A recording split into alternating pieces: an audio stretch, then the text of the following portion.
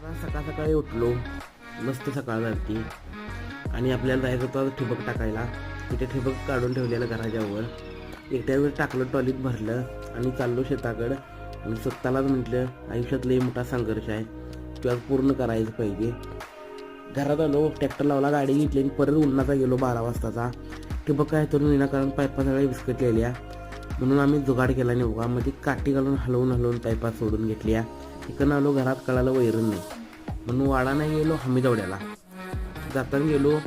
तो गेला सरळ पुढं बिनिक द्याला. नंतर आम्ही इकडे घेतला टर्नात हमीदवड्यात, घेतलो शेतात. आणि आमचं दाजी देईन म्हणजे सस्सा पाळलेला होता.